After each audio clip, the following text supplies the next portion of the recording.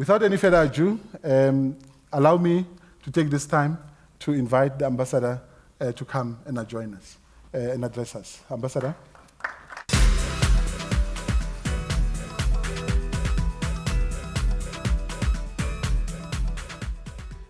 Thank you very much, Ndate Mabasa.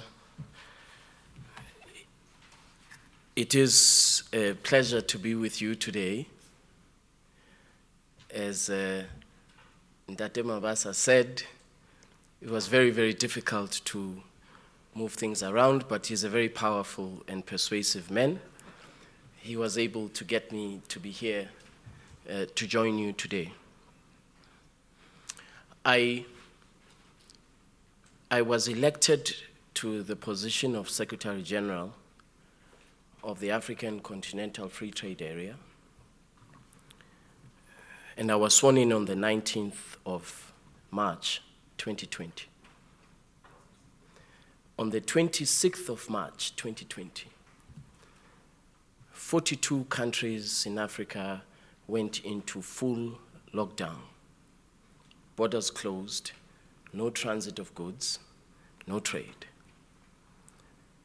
So what are you doing as Secretary General of the African Continental Free Trade Area when 42 countries are in a full or a partial lockdown? What are you trading in when the continent is shut down? So here we are now, years later, a few years later. We have 44 countries that have ratified the agreement establishing the free trade area. The only country that has not signed is Eritrea. 44 countries have made the legal commitment to eliminate barriers to trade in Africa. In the year 2017, when I was still with the Department of Trade and Industry, I was speaking at an event. I was in a panel with a gentleman who said, when I said the African continent will be a free trade area, free movement of goods, zero duty, zero tariffs, zero quota by the year 2017. I was off by 2 years. He said to me, "Young man, I admire your youthful naivety about Africa. It shall not happen. This continent does not have a history of getting things done." So here we are. We have a free trade area. I'm still trying to find him to tell him that he was wrong and I was right. 44 countries. 1.3 billion people, 3.4 trillion United States dollars, projected by the World Bank to be, by the year 2035, projected to be close to 7 trillion United States dollars, combined GDP, consumer spending, and business spending. It's a positive projection. I don't believe that we are going to reach that projection and see it into reality without the auto sector. And I will tell you why. I told a few minutes ago colleagues, I grew up in a township called Kwanobuhle in the Eastern Cape. My neighbor had never been on an aircraft before. There are 2 employers in my township, Goodyear, Volkswagen, and other components. So he worked for Volkswagen all his life. When the US provided AGOA, duty-free, quota-free market access to the US market, Volkswagen shifted production structures to export to the US. He was one of 1,000 people that were taken to Germany to be trained to export, to manufacture, assemble, and export to the US market.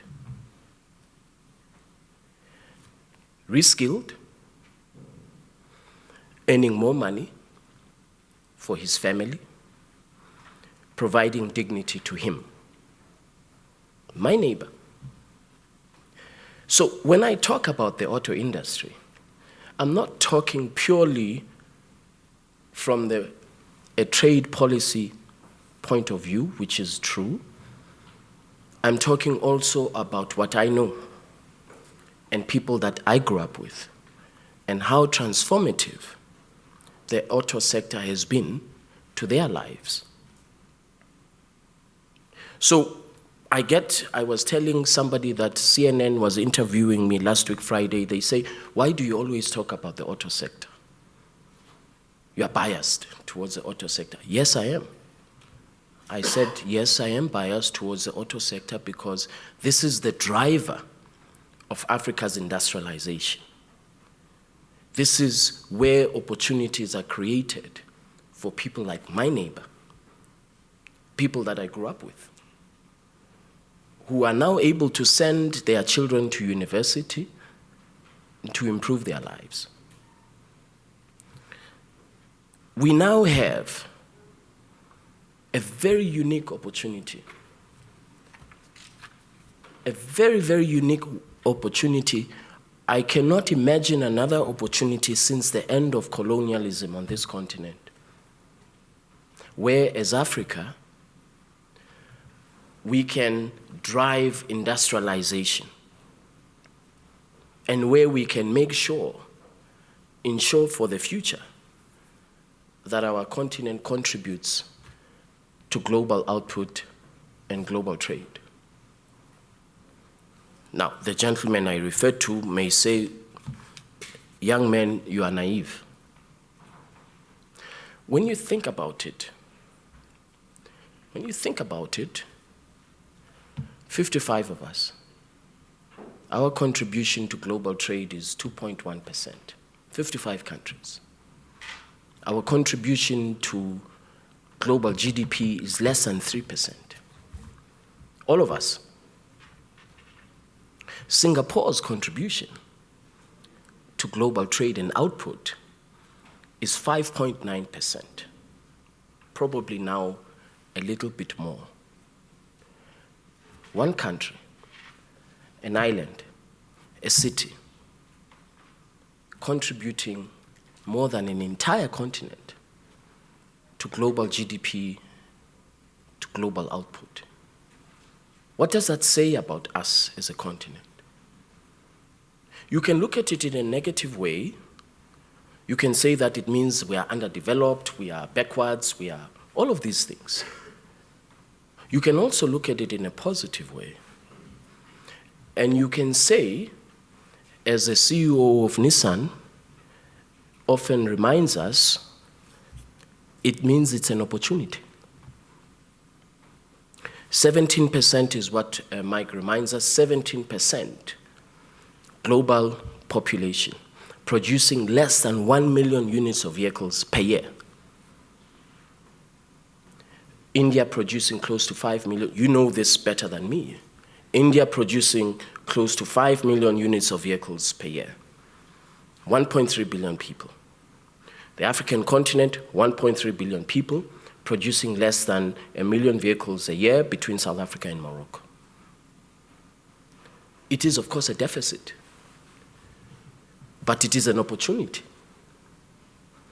It's an opportunity for us to say, in Liberia, can we establish a processing capacity for rubber into tires?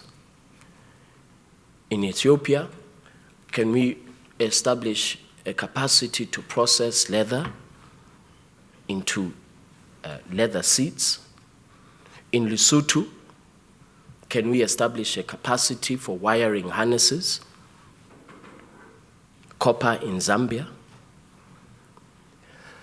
We have a very unique opportunity on the back of the AfCFTA, a very unique opportunity for us to drive industrial development on this continent.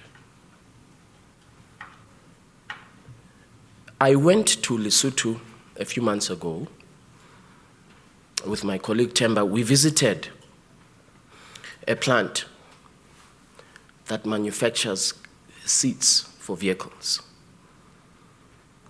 employing over 700 people, skilled jobs, decent wages, exporting, and actually being globally competitive. Being more competitive than their counterparts in Europe. Lesotho, a small country. So the point I make is this, that if we don't industrialize our continent on the back of the automotive sector, we will not see the results that we want to see. So where are we on the African Continental Free Trade Area? As I said earlier, we have 44 countries that have accepted the obligations to reduce and eliminate barriers to trade. We have identified 4 sectors of growth, immediate growth: automotive sector, pharmaceuticals, transport and logistics, and agro-processing.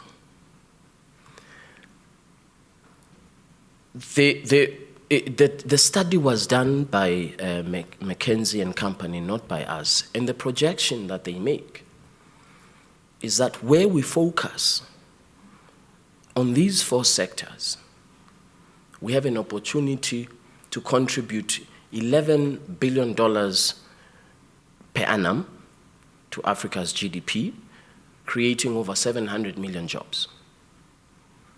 Where we focus investment and trade liberalization in these sectors. We have a $40 billion industry to be projected by the year 2027 in the auto sector. That means that we create jobs, of course, as you know. We established innovation, competitiveness in the auto sector in Africa. AAAM correctly tells me that not every country is going to be a leader in manufacturing and assembly of vehicles. That there are countries that should focus on components. For every unit of investment in the auto sector, again, you know this better than me, for every unit of investment in assembly, 4 jobs are created in components. 4 jobs are created in components. So this ratio, again, presents an opportunity. So the African Continental Free Trade Area, the single objective is to unleash the opportunity that all of us know that we have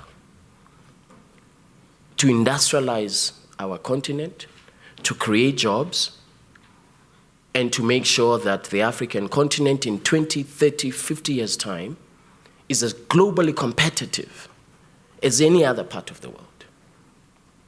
We are not going to achieve that as South Africa, as Nigeria, as Egypt, as Kenya, as Morocco.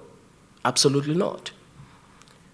We will achieve global competitiveness where we become a single market where we become a single market as a continent and foster industrialization on the back of the 1.3 billion people and the 3.4 trillion United States dollars that I referred to in combined GDP.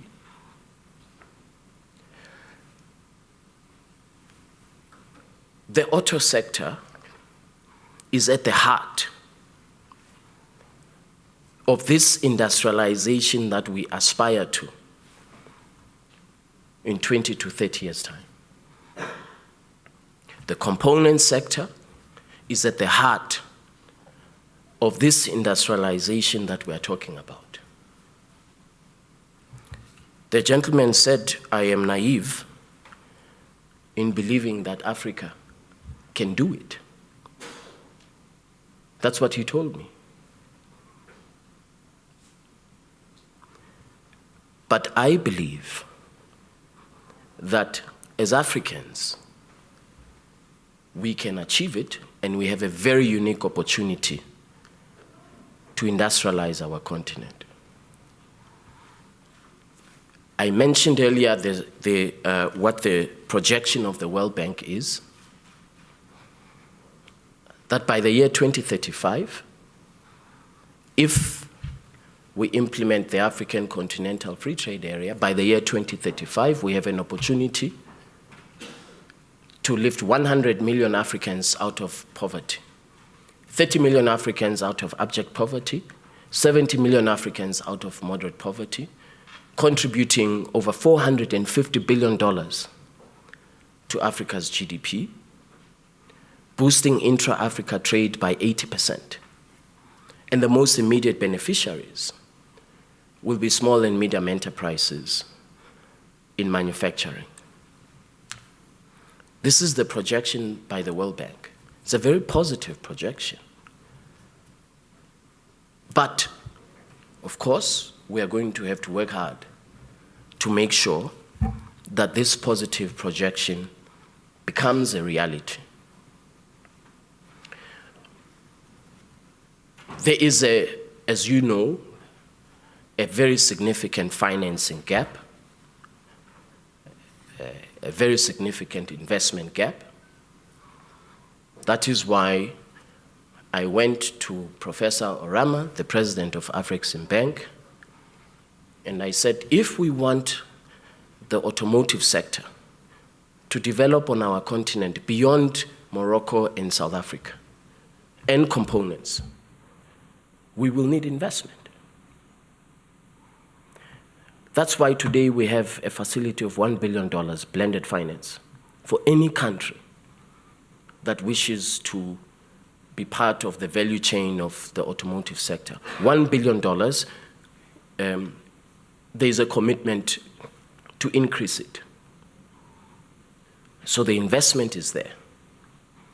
Our development finance institutions are committing to investing in the auto sector, and I think we should work together to say we need more than just $1 billion.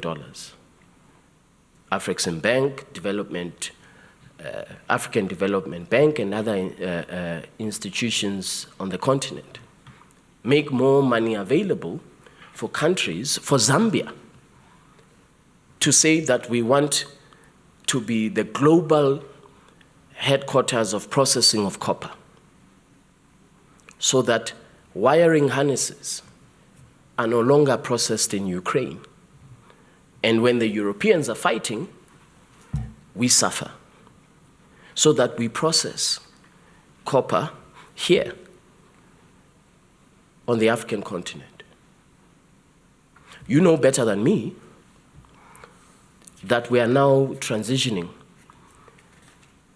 from combustible engines to electric vehicles. And as we engage in that transition, where is the continent of Africa? Where is our continent? Where are we positioning ourselves?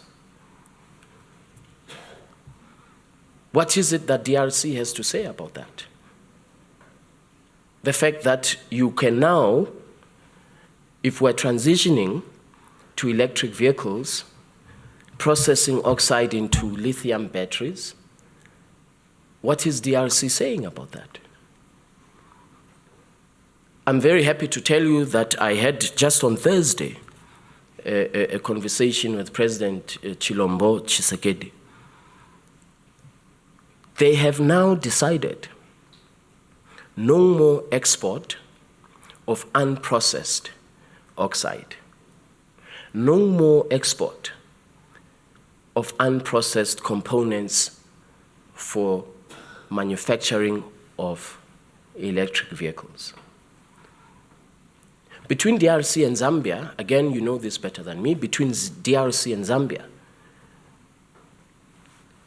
the largest deposit of components that are required to make sure that electric vehicles actually function are in these two countries. So how do we establish the capacity for the African continent to be a global leader in manufacturing of electric vehicles? I believe it's possible. But it's not going to be possible if we don't have rules, which we did not have before, the AfCFTA, if we don't have rules for free trade on the African continent. And these rules enable the transit, the export of components across the African continent. So that even though here in South Africa and in Morocco we are the leader in auto manufacturing, we can create opportunities for other countries to be part of the auto value chain.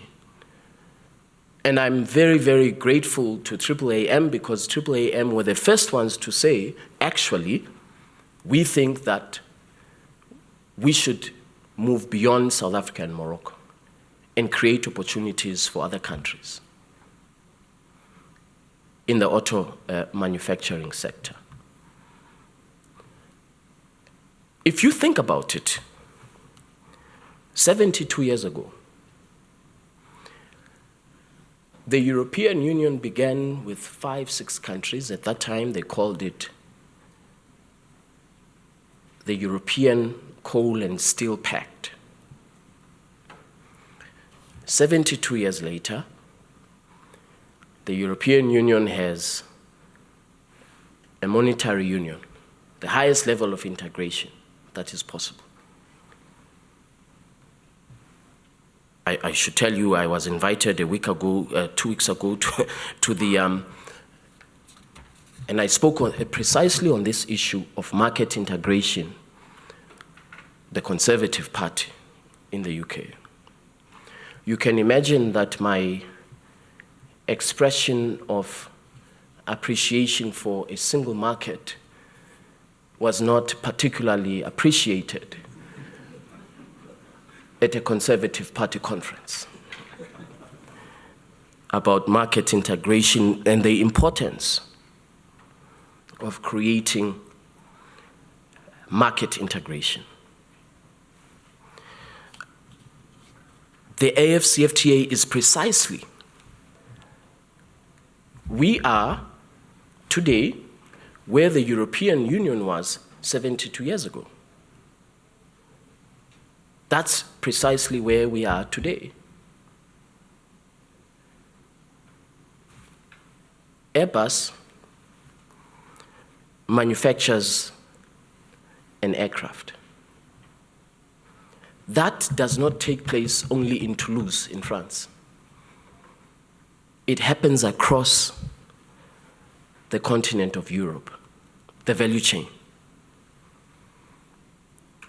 I see no reason why, as Africans, I see no reason why we cannot do that. I see no reason why we cannot establish a continental value chain for the automotive sector, leveraging on the AfCFTA, on the rules of origin. Today we are debating amongst ministers of trade and heads of states, what should be the local content requirement for the automotive sector, whether it's passenger vehicles, trucks. There are countries that say 30%. South Africa says 40%. Morocco says 65% local content. We have been engaged in this debate for the last 2 years now about local content for the automotive sector. And by the way, if you look at tariff lines, if you look at what we trade on the continent, the automotive sector is only 1%. But, of course, probably one of the largest generators of income in Africa. So you look at our tariff book of the AfCFTA, which is there, and you see it's only 1%. But we have been, the reason this debate has gone on for so long and why it is so critical that countries are very, very deliberate about rules of origin for the auto sector is precisely because of the potential for industrial development that the auto sector has. That's why Rwanda will say 30%. That's why Morocco would say 65% local content, because everybody understands how critical the auto sector is to industrial development and to Africa's combined contribution to Africa's combined GDP. We are, I believe, we are moving towards a consensus of what should be a continental local content requirement for the automotive sector. My belief is that the landing zone will be 40%. That's what I'm going to persuade ministers of trade and heads of states when they meet and when I report to them on the 25th of November, that let us settle on 40%. Where you don't have the capacity to meet that 40% local content, what is it that you as AAAM can do to assist those countries? What is it that African Development Bank, can do from the point of view of investment in the sector? The easiest part, by the way, is to persuade them that make more money available. Professor Orama told me, he said, Secretary General, if you line up 10 countries, over and above this $1 billion, I can make more money available. But I have to go to the board and convince the board that there is actually potential. So investment and financing is actually going to be the least of our problems because the money is going to be there. What we are going to have to do to work together is to establish a truly continental value chain for the automotive sector. It cannot be that only Morocco benefits, that only South Africa benefits, or Kenya. It is not sustainable for the future of the industry. We must work together to look at countries, regions, from a strategic point of view, from a growth projection point of view. We look at countries that we know we can work with them to develop the auto industry continentally. So that what Mike tells us, that we are 17% of global population, yet we produce less than, so that we can exceed that threshold in 20 years' time. And we do so based on what the rules of free trade require us to do? I was asked, why do you have so much confidence in the rules?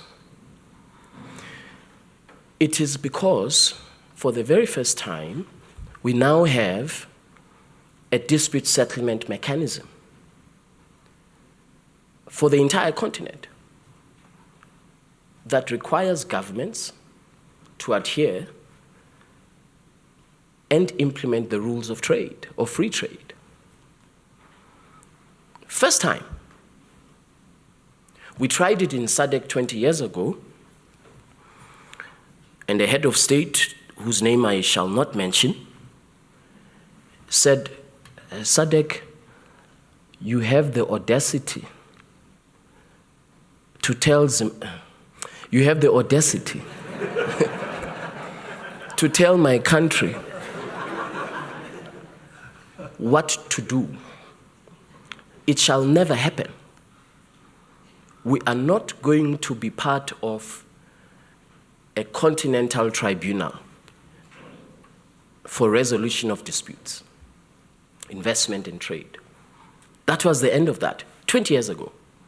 At that time, I was still with the Department of Trade and Industry. Well, we now have an instrument for resolution of trade, investment, commercial disputes that is not going to be part of any national government. It is a sui generis system. It will function independently. The next question is, well, as the gentleman in that panel told me in 2017, do African governments actually adhere to judicial judgments? Do African governments have a history of adhering to the rule of law? I think this is a particular question that we have to confront. If we are to advance free trade, it must be based on rules and outcomes. The response I give is twofold to why we must and why I believe we will adhere to the rule of trade law. First, the largest number of disputes at the WTO is between the United States and the European Union. Largest number of disputes. The one outstanding dispute is between the United States and Cuba. The appellate body found against the United States. And the appellate body of the WTO said, United States, bring your measures into conformity with the rule of international trade law. 20 years ago, right after the establishment of the WTO, and the US refuses. Refuses. The point is, it is within the sovereignty of any government to decide whether to adhere or not to the rule of international law. Governments will say, well, actually, we're exercising our sovereignty. We're not going to adhere to this ruling of the appellate body on commercial trade, commerce, or investment. So it's not unique. It's not unique to Africa that countries may say, we don't want to adhere to the rule of law. It is not. As I've mentioned, the US, Canada on the issue of tariffs for electricity, the European Union on the aviation industry, and countries in the Gulf on subsidies for the aviation industry. It's not unique. So, of course, we are going to have countries on the African continent that say, we thought we could do it, but now we can't do it. It may very well be balance of payments, problems that they are facing. But the point is the rule of law, and in this case, the rule of trade law, is established through the AfCFTA on the African continent. Where countries say we can't do it, and I'm sure there will be those countries who say we can't do it. I should tell you something that's very interesting. President Kabore, and I call him president because in my view, he is still the president of Burkina Faso, invited me to meet with him on the 27th of January this year. On the 24th, there was a coup d'etat, as we all know, in Burkina Faso. We could not go. They arrested the president and they placed him under house arrest and so on. There are people who say that this continent is going backwards. These coup d'etats and so on. Mali, Burkina Faso, Guinea-Conakry. There is going to be a person who will wake up and say, I want to be the president of this country, and I'm not interested in campaigning to be elected. And the decision of that person who wakes up in a military barracks and decides that they want to be the president without being elected, that decision obviously has an impact on free trade and Africa's economy. It clearly has an impact. The point I make is that we are going to face these challenges as we establish a free trade area, as we establish a common market. But I don't believe that that should deter us from the broader objective of reaching a common free trade area in Africa. There will always be a person who wakes up and they decide they want to be president and they don't want to go through a democratic process of being elected. We will have these challenges. We will have challenges also related to macroeconomic policy, balance of payments. All of these challenges will happen. As we know, from the history of the European Union of 72 years of market integration. But we will have to be steadfast in adhering to a vision of a common market on this continent. I met with when I made the argument for free movement of persons, I met with a minister in this country whose name I will not mention, and this time I won't air. He said, Secretary General, when you are talking about free movement of persons, you want to bring criminals to this country, illegal immigrants, you want to create more problems for me. I said, Minister, the likelihood that the regional CEO of Citibank, who is in Nairobi, will want to be an illegal immigrant and stay indefinitely in South Africa, the likelihood of that is close to zero. What that CEO wants to do is to come in for a board meeting and to leave. So the idea that free movement of persons is actually detrimental to South Africa's fate, in my opinion, is not supported by evidence.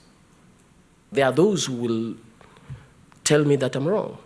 But free movement of persons is fundamentally linked to free trade.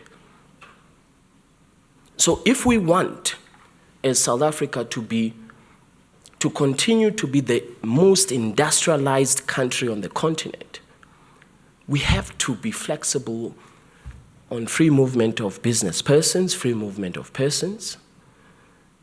We've got to be flexible. So I don't believe that as a continent, we cannot achieve full market integration without movement of persons, particularly business persons. I was told, well, you know, you now have an African Union passport, you can say these things, but you will never come back to live here because it's going to be difficult for you. But I think that as a country, we must confront. I think as a country, we must confront this issue of free movement of persons. There will always be illegal immigrants all over the world.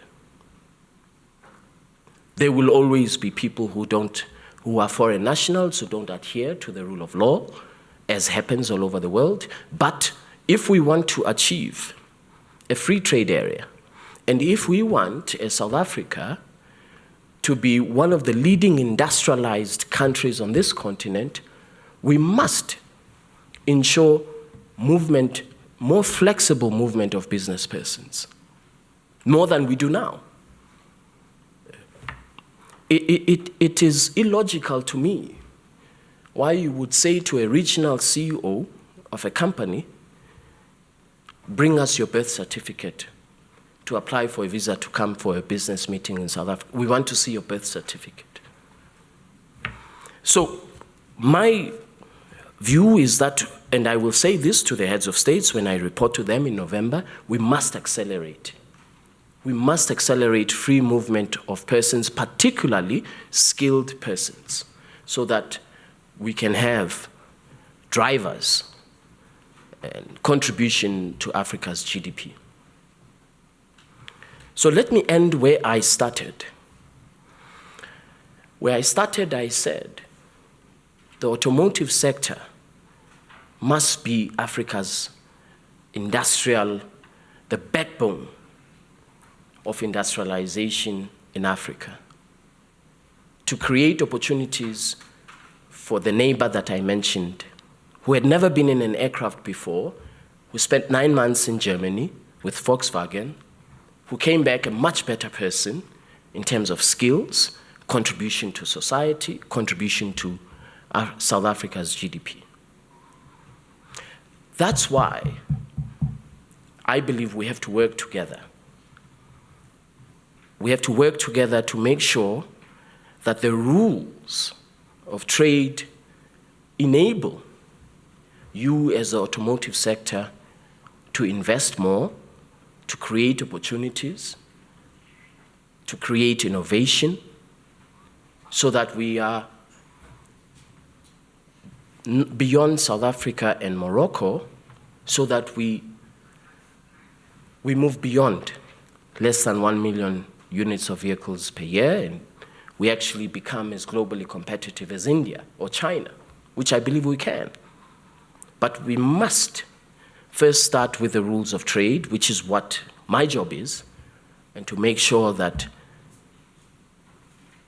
we entrench the rules of trade. That's my job. So I invite you to work with us to make sure that we create a future for the automotive industry, not only in this country, but across the continent. And I'm very happy that we have a very good working relationship with AAAM. We have a shared vision for what has to be done. As I mentioned, we know there are challenges, but we're going to tackle those challenges as we go along. So the challenge to you that I present to you is invest. Invest in that copper processing plant in Zambia. Invest in that oxide plant in the DRC. Invest in the rubber plant in Liberia. And take advantage of this continental market. I'm not going to be able to sustain the argument that there are benefits for all in a free trade area if you don't invest. I will lose credibility. I will lose all credibility. I go to meetings, I meet with the head of state, and she or he does not say it in the meeting, but as we are leaving, the head of state says to me and whispers, Secretary General, is this thing going to work? Is this thing going to take off? Can we make it happen? It is not going to happen if you don't invest. If we don't work together, it shall not happen. So this is the challenge that I place at your doorstep. The challenge that I have is to make sure that governments adhere to the rule of trade law. And as I mentioned earlier, there will be circumstances where governments will say, I can't do it. But for the most part, we have been able to do it. So I want to honestly and genuinely appeal to you to work with us to make sure that this continent becomes globally competitive in the auto sector. It's not a mistake that the largest, if you look at AGOA, exports under AGOA, South Africa is by far the most prominent exporter under AGOA, and that is in the auto sector. It's not a mistake. It is by deliberate effort. If we can be competitive in the US market and under the European, the Economic Partnership Agreement with the EU, we can export vehicles to the European Union. Can you imagine what we can do in the African continent as an exporter of vehicles? Sophisticated market, the United States, sophisticated market, the EU, and we are the largest exporter.